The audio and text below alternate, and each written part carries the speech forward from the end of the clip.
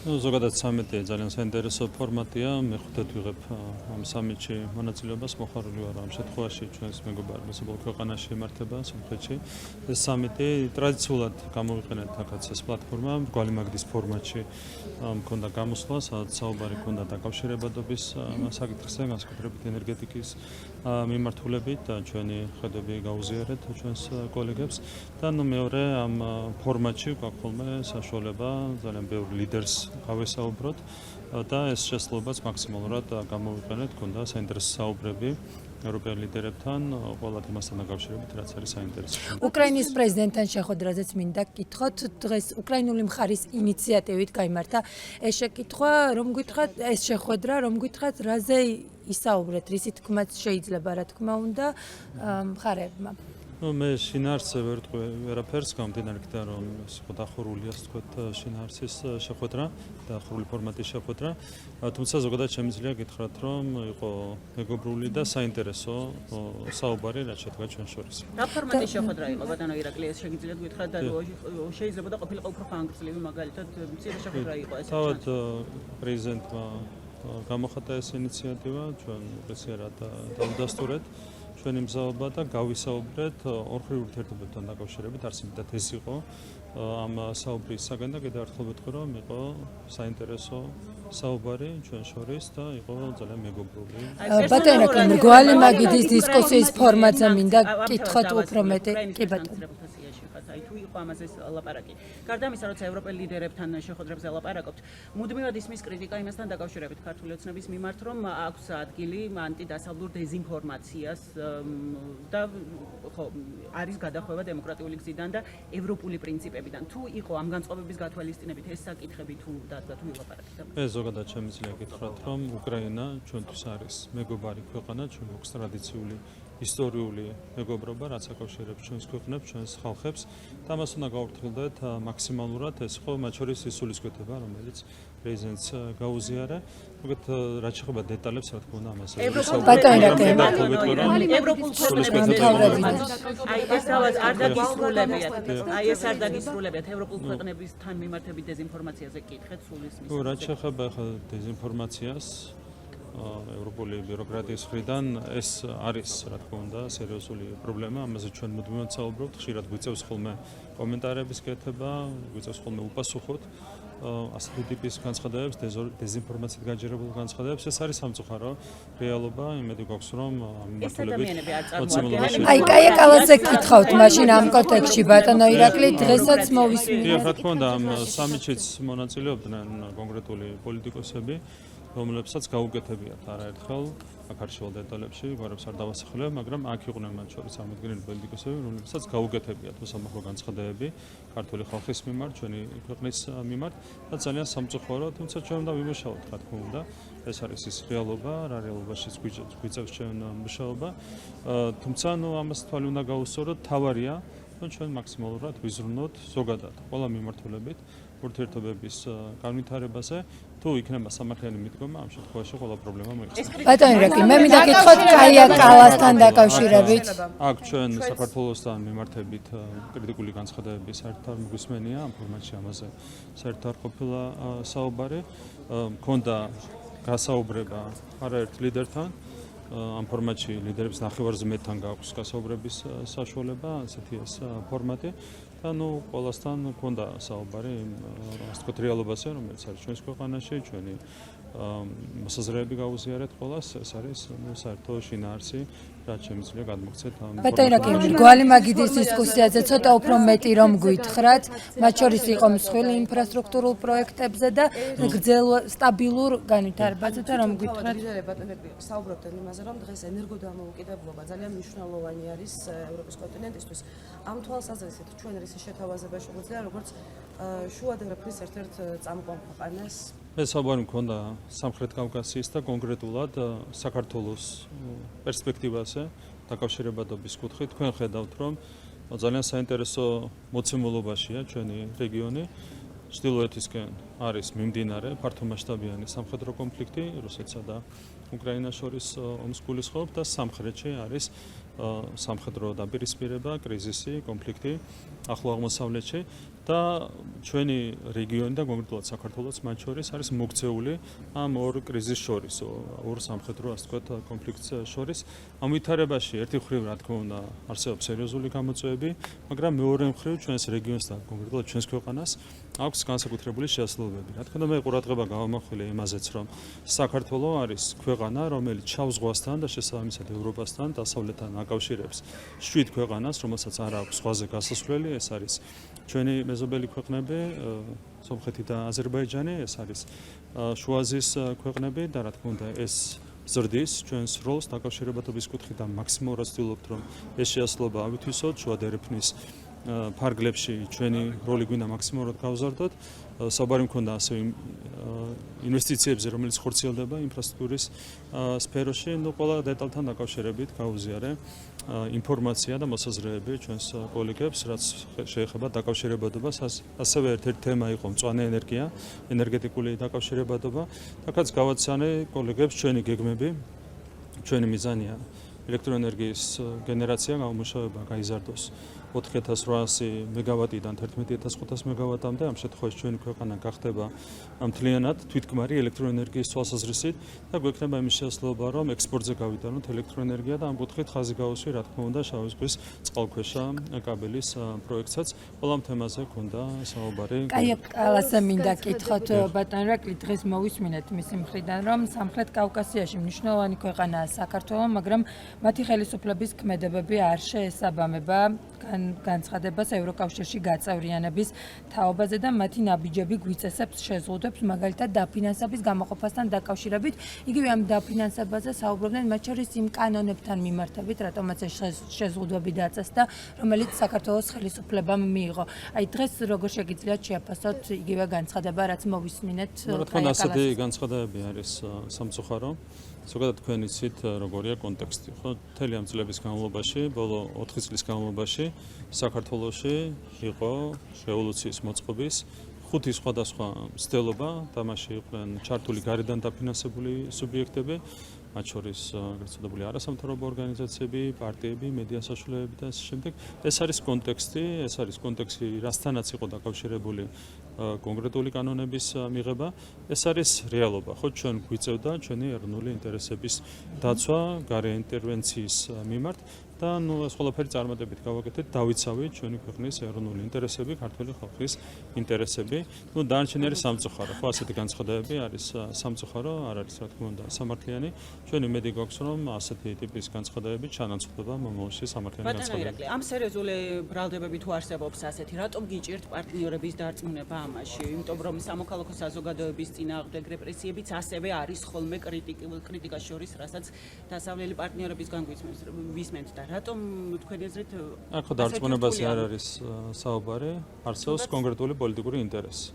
რით დაიწყო ეს ყველაფერი არაერთხელ გვითქვამს საზოგადოებისთვის, იყო პირდაპირ თავის დროზე ომში ჩართვის მოთხოვნა, პირდაპირ გაჟღერდა ეს მოთხოვნა კონკრეტულ შეხვედრაზე და ამას მოყვა შემდეგ შანტაჟი ქართული ხალხის მიმართ, საქართველოს ხელისუფლების მიმართ, რომელიც გრძელდება მთელი ამ წლების განმავლობაში და ამ ყველაფერში ვიღაცებმა ჩართეს ევროპული ბიუროკრატიაც. ეს არის საერთო კონტექსტი, როდესაც არის უხეში პოლიტიკური ინტერესი, იქ რა თქმა უნდა არგუმენტები არ ჭრის, იქ არის შიშველი პოლიტიკური ინტერესები და კონკრეტული ადამიანები ცდილობენ გამოიყენონ მათ შორის ევროპული ბიუროკრატია ამ ინტერესების გასატარებლად, რაც არის ძალიან სამწუხარო. ასეთ ფორმატებში რომ მონაწილეობ ბატონო ირაკლი, მაშინ არ არსებობს ხოლმე ეს ომში ჩართვის საფრთხეები და ჩვენ ყველასთან საუბრობთ იმასთან დაკავშირებით, რა ხდება ჩვენს ქვეყანაში, რა ხდება ჩვენი ქვეყნის გარშემო, რა ხდება ჩვენი ქვეყნის გარშემო და საუბრობთ ასევე იმასთან, როგორ უნდა განვითარდეს ეს ურთიერთობები. ეს არის პოლიტიკა.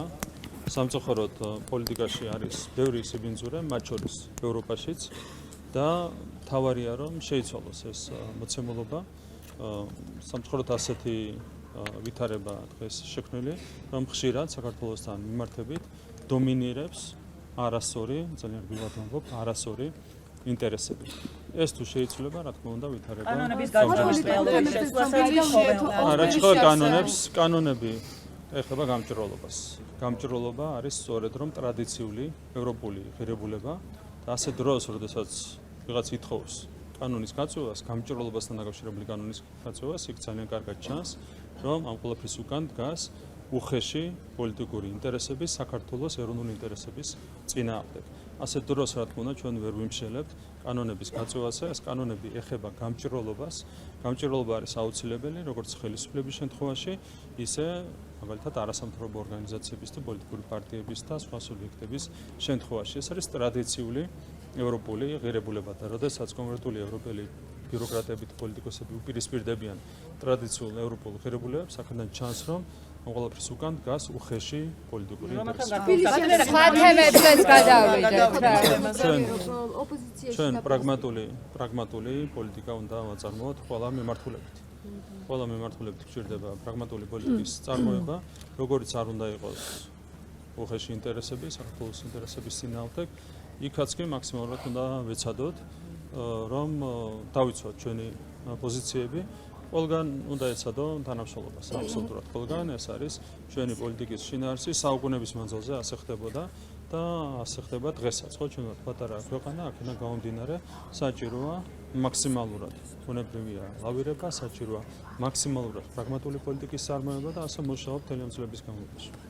ბატონო პრემიერო, თბილისში არსებულ პოლიტიკურ საკითხებთან დაკავშირებით მინდა კითხოთ, ოპოზიციაში დაპირისპირება გრძელდება, ნაციონალური მოძრაობის წევრები ამბობენ, რომ ალიანსის დატოვებას არ აპირებენ, თუმცა არც ანტიმიშას მომხრეები არ არიან, საწინააღმდეგოს ამბობენ ალიანსის დანარჩენი წევრები, ისინი აცხადებენ, რომ უნდა დაიცვას ნაციონალურმა მოძრაობამ ის წესები, რაც ალიანსში არსებობს, რაზე მიუთითებს თქვენი აზრით მათ შორის ეს დაპირისპირება? ასეთი ალიანსი ხშირად შექმნილა, თუმცა არის პერსონალური დისკომფორტიც მათ შორის.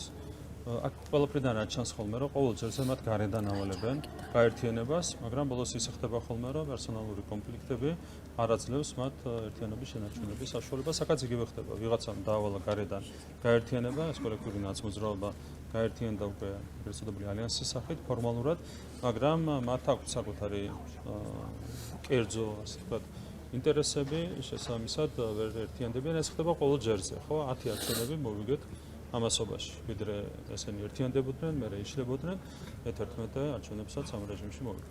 მიხეილ სააკაშვილზე მინდა გითხოთ, სასამართლო პროცესზე განაცხადა, რომ ეკლესია ისეთი ძლიერი, როგორც მისი მმართველობის დროს იყო არასდროს ყოფილა და ასევე მისი მმართველობის დროს არ ყოფილან პოლიტპატიმრები, როგორც შეაფასებთ, რას ემსახურება ეს განცხადება? რაც შეეხება პირველ რიგში ეკლესიას, ჩვენ გვახსოვს, როგორი კამპანიები წარმოებდა ამ რეჟიმის პირობებში ეკლესიის წინააღმდეგ 9 წლის განმავლობაში არ გაჩერებულა ეს კამპანია, თვითონ ურიგებდნენ სასულიერო პირებს, ჯიპებს და შემდეგ თვითონ ეწევდნენ ხოლმე კამპანიას ამ ჯიპებთან დაკავშირებით. დისკრედიტაცია ეკლესიის სხვადასხვა ფორმით, რაღაც კომპრომატებით, შანტაჟი და ეს შემდეგ უამრავი უბედურება ხდებოდა მაშინდელი ხელისუფლების პირობებში. ეს ყველაფერი შეიცვალა და მიდგომები შეიცვალა და დღეს ურთიერთობა სახელმწიფოსა და ეკლესიას შორის, ხელისუფლებასა და ეკლესიას შორის ეფუძნება პრინციპებს. და მათ შორის ეს ერთ-ერთი მთავარი პრინციპი არის სეკულარიზმის პრინციპი და ჩვენ ამ სულისკვეთებით ვაპირებთ, რა თქმა უნდა, ურთიერთობის გაგრძელებას. თვისებრივად განსხვავებულია ურთიერთობების შინაარსი დღეს ხელისუფლებასა და ეკლესიას შორის და თვისებრივად განსხვავებული იყო ამისგან ურთიერთობების შინაარსი სააკაშვილის რეჟიმის პირობებში. რაც შეეხება პატიმრებს, ახლა პატიმრებზე საერთოდ სიტყვა პატიმარს სააკაშვილი რო ახსენებს, ეს უკვე რა თქმა უნდა სერცხულია. თქვენ გახსოვთ რა ხდებოდა თავის დროზე საპატიმროებში, 25,000-მდე პატიმარი ყავდათ ციხეებში, ადამიანების წამება, იქ დეტალებში აღარ შევალ, გახსენებაც არ მინდა ყველაფრის, ეს იყო სისტემური დანაშაული, რასაც ჩადიოდა მაშინდელი ხელისუფლება, როდესაც ამ ასეთ პირობებში სააკაშვილის სიტყვა პატიმარს ახსენებს, იქ უკვე კომენტარი ზედმეტია. ამას რძენია ყველაფერი. პატრიარქ, ფასებთან დაკავშირებით მინდა გითხოთ, როგორი სურათი იკვეთება და როგორი გაქვთ მოლოდინები? ჩვენ ვიხილეთ საპარლამენტო კომისიის მუშაობის შედეგები. საბოლოო ჯამში ძალიან სიღრმისეული დასკვნა დაიდო ფასებთან დაკავშირებით, ფასარმოქმნასთან დაკავშირებით. გამოვლინდა სტრუქტურული პრობლემები ფასარმოქმნაში და რა თქმა უნდა ამას სჭირდება კონკრეტული ზომების დაპირისპირება ბიზნესთან თანამშრომლობის საფუძველზე და ეს არის სწორი გზა. ეს არის ერთადერთი სწორი გზა მიმართულებით შესაძლებელია მიწოდების ჯაჭვის დამოკლება, რაც უზრუნველყოფს საბოლოო ჯამში ფასების შემცირებას გამომდინარე იქიდან, რომ ეს სტრუქტურული პრობლემები გროვდებოდა არათუ წლების, არამედ რამდენიმე ათწლეულის განმავლობაში, რა თქმა უნდა, ერთ დღეში და ორ დღეში ეს პრობლემა ვერ მოგვარდება, მაგრამ თუ იქნება სწორი მიდგომა, შესაძლებელია საშუალოებრივ პერსპექტივაში დამოკლდეს მიწოდების ჯაჭვი, ისე რომ შემცირდება 86%-დან ფასდამატი გონივრულ ოდენობამდე. ეს არის ჩვენი ამოცანა და რა თქმა უნდა ვიმოქმედებთ კომისიის დასკვნების შესაბამისად. ერთ კითხვასაც დაგისვავთ ADB ბატონო ირაკლი, სამთავრობო კომისიაც შექმნით თქვენ და საპარლამენტო პარალელურად ამ კომისიის მუშაობის შედეგი არ ვიცით.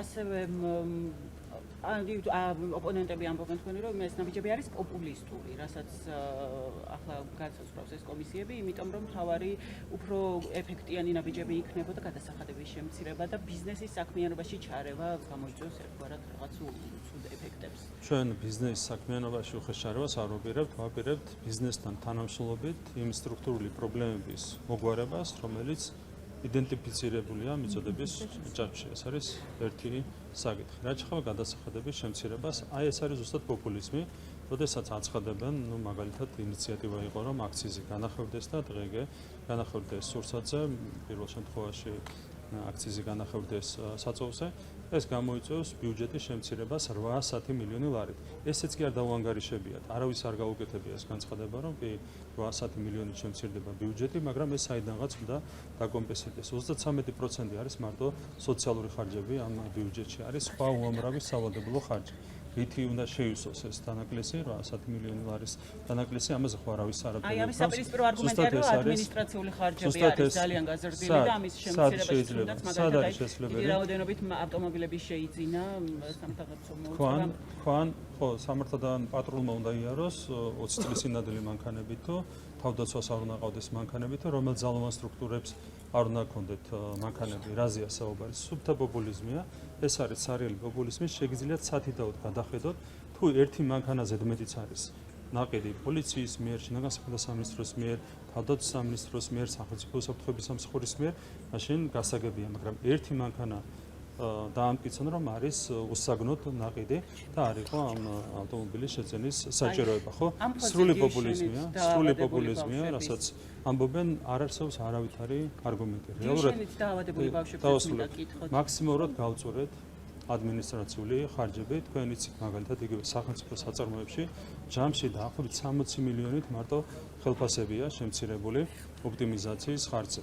და სხვა მიმართულებით პროექტების ოპტიმიზაციას რაც შეეხება ასეულობით მილიონი ლარია დაზოგელი და სწორედ ამის შედეგია ის, რომ მაგალითად ჩარჩან რო ქონდა ჩვენ ეკონომიკური ზრდა 7.5%, რაც უკვე მაღალი მაჩვენებელი იყო, წელს პირველ კვარტალში გვაქვს 9.1% ეკონომიკური ზრდა.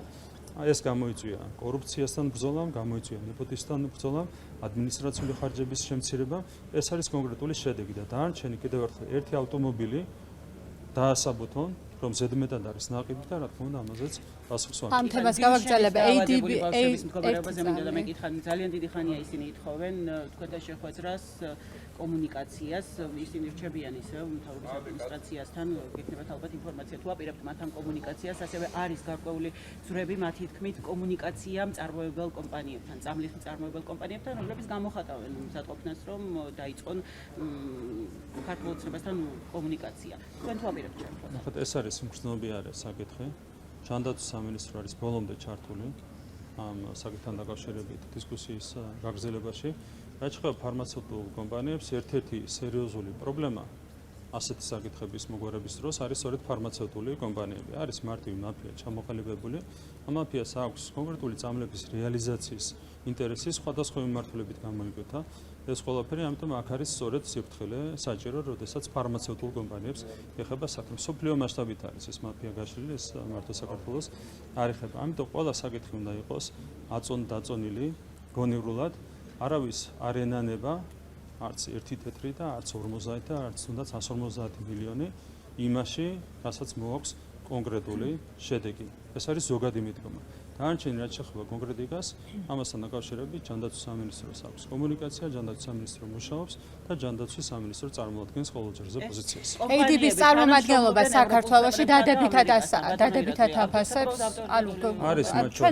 არის მათ შორის ქვეყნები, სადაც არაერთი კორუფციული გარიგება დაიდო თარობებსა და ფარმაცევტულ კომპანიებს შორის. და ძალიან დიდ ფულს შეულობენ კონკრეტული პოლიტიკოსები ასეთი მაფიოზური გარიგებებიდან. კი, არის კორუფციით განთქმული სახელმწიფოები. შეგიძლიათ დაასახელოთ? არ მინდა კონკრეტულ ქვეყნებზე გადავიდე, მაგრამ არის კონკრეტული ქვეყნები, არის კონკრეტული პრეპარატები, სადაც არის კორუფციული გარიგების ეჭვი და მაინც და მაინც ისე ემთხვევა ხოლმე, რომ გამორჩულად კორუმპირებული მთავრობები დებენ ხოლმე შესაბამის გარიგებებს შესაბამის ფარმაცევტულ კომპანიებთან. ამიტომ ყველაფერი უნდა წარიმართოს გამჭვირვალედ, ყველაფერი უნდა იყოს დასაბუთებული. კიდევ ერთხელ, არც ერთი თეთრი და არც 10 მილიონი და არც მილიარდი არ დაენანება არავის, როდესაც საქმე ეხება შედეგს. თავარია რომ ყველაფერი იყოს გონევრულად გააზრებული, ეს არის და რაც თავარია, არ შეიძლება ჩვენ ავყვეთ პოლიტიკურ სპეკულაციებს და არ შეიძლება ავყვეთ კონკრეტულ შემთხვევაში განზოგადებულად საუბრობ, არ შეიძლება განზოგადებულად ავყვეთ ჩვენ ფარმაცევტული მაფიის ბატონო ირაკლი, ADB-ის წარმომადგენლობა საქართველოში დადებითად აფასებს ბიზნეს გარემოს და ეკონომიკურ მაჩვენებლებს. შეიძლება იყოს აქ კორუფციული ყველაფერთან დაკავშირებით ჯანდაცვის სამინისტრომ წარმოადგინა კონკრეტული ინფორმაცია საზოგადოების წინაშე. ამიტომ დაელოდეთ ჯანდაცვის სამინისტროს პოზიციას ყოველ ჯერზე. მათ აქვთ ექსპერტული ცოდნა ყველაფერთან დაკავშირებით, დისკუსიაში შეიძლება შეხვიდეთ ჯანდაცვის სამინისტროსთან ამ თემაზე და სხვა მსგავს თემებზე. ADB-ის წარმომადგენლობა საქართველოში დადებითად აფასებს როგორც ბიზნეს გარემოს, ასევე ეკონომიკურ მაჩვენებლებს. გავლენიანი საერთაშორისო ინსტიტუტის შეფასება როგორ არის და მთავრობის ეკონომიკური გუნდის გეგმები როგორი არის ზოგადად? რა თქმა უნდა ძალიან გვეხარია რომ ავტორიტეტული საერთაშორისო საფინანსო ინსტიტუტებიც დადებითად აფასებენ ეკონომიკურ პოლიტიკას საქართველოში და ქვეყნის მიღწევებს ეკონომიკური პოლიტიკის მიმართულებით. ჩვენი გუნდი არის ძალიან ეფექტური, რამდენიმე მინისტრისგან შედგება მთლიანობაში ეკონომიკური გუნდი და თქვენ იცით რომ პოლიტიკა არის ძალიან ეფექტიანი, ასევე დავამატებდი ეროვნული ბანკის როლს, რომელიც ძალიან დიდი წარმატებით ახორციელებს შესაბამის პოლიტიკას, მონეტარულ პოლიტიკას საქართველოში და მართავს შესაბამის პროცესებს. გუნდი არის ეფექტიანი, საერთო პოლიტიკა, მათ შორის კანონმდებლობა არის ეფექტიანი და ორიენტირებულია ეკონომიკის მაქსიმალურ ზრდაზე და ასევე ერთ-ერთი მნიშვნელოვანი ფაქტორი კიდევ ერთხელ მინდა დავახსენო, ეს არის კორუფციის წინააღმდეგ ბრძოლა, რასაც მოაქვს კონკრეტული შედეგები. და ამ ყველაფრის საბოლოო შედეგი არის ის, რომ პირველი კვარტალი ჩვენ დავხურეთ 9.1% ეკონომიკური ზრდით, მიუხედავად იმისა, რომ მაგალითად ტურიზმის სფეროში ჰქონდა სერიოზული დანაკლისი ახლო აღმოსავლეთში დაწყებული კრიზისის ფონზე და ეს შემდეგ. ამ ყველაფრის მიუხედავად პირველი კვარტალი დაიხურა 9.1% ეკონომიკური ზრდით. რა თქმა უნდა, იგივე მიმართულებით უნდა გავაგრძელოთ მუშაობა, რა თქმა უნდა, ყურადღებას არ მოვაკლებთ ეკონომიკას, ყველაფერი გაკეთდება იმისათვის, რომ მაქსიმალურად გაიზარდოს ქვეყნის ეკონომიკა. ეს არის თავარი იმისათვის, რომ გაუმჯობესდეს ჩვენი მოსახლეობის სოციალური მდგომარეობა. ჯერ კიდევ 350,000 ადამიანი ჩვენს ქვეყანაში ცხოვრობს სიღარიბის ზღვარს მიღმა, ჯერ კიდევ დაბალია საშუალო ხელფასი, რომელიც დაახლოებით 2400 ლარია. შესაბამისად გვჭირდება ყველა მიმართულებით აქტიურად მუშაობა, იმისათვის რომ შენარჩუნდეს ეკონომიკური ზრდის სწრაფი ტემპი და საბოლოოდ აღმოიფხვრას სიღარიბე ჩვენს ქვეყანაში.